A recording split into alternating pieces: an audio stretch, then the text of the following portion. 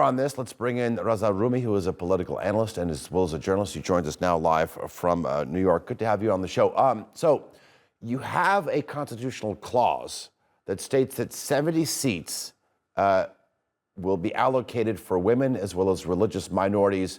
Do you feel that this is going to make the real difference here, knowing where the cards have fallen right now in terms of the political parties and the seats that they won in the National Assembly?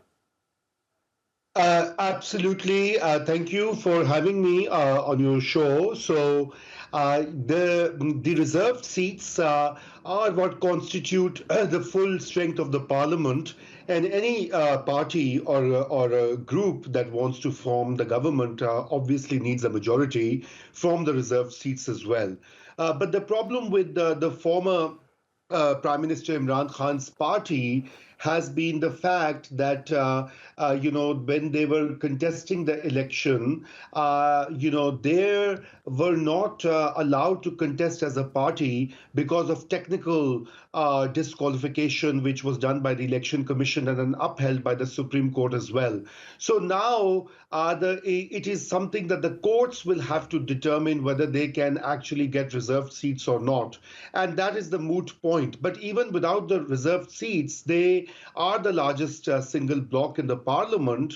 And, by the parliamentary conventions, they have all the right to claim or start the process of government formation. But they would need allies to do so. And that is why it's a very uncertain and fluid situation, because the other rival parties are also joining hands and they have already laid a claim to form a government.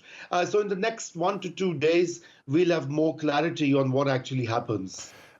With the PTI-aligned bloc getting the result that it has, I mean, is the real big loser here the army? Yeah, I would not say. I think they miscalculated and underestimated the widespread support for the party of former Prime Minister Imran Khan, and that the kind of repressive tactics that were used by the military and the police and other law enforcement agencies to keep their voters away from polling stations, to deny them of the election symbol, to incarcerate Imran Khan and some of the other leaders, has backfired. So the vote on February 8th was also a reactionary vote, a vote of registering anger and protest, because protests were not being allowed earlier. So people found it the best way is to go to the polling stations and peacefully register their protests, and that's the beauty of democracy. Yeah. And truly a monumental moment in Pakistan's recent history. But definitely the military is upset, and certainly their plans did not go well.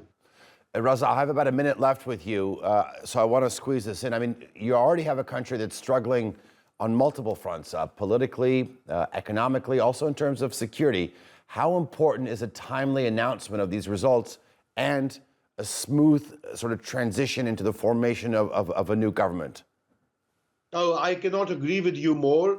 Absolutely. I mean, it's an urgent imperative because of the economic crisis that Pakistan is going through, and the fact that, until you don't have a transfer of power and a stable government, the multiple crises faced by the country cannot be handled. So I think it would be good, really, really important that in the next 2 to 3 days, the Supreme Court of Pakistan and the Election Commission of Pakistan, make it clear and remove some of the restrictions on PTI, which is Imran Khan's party, and let the people's will prevail.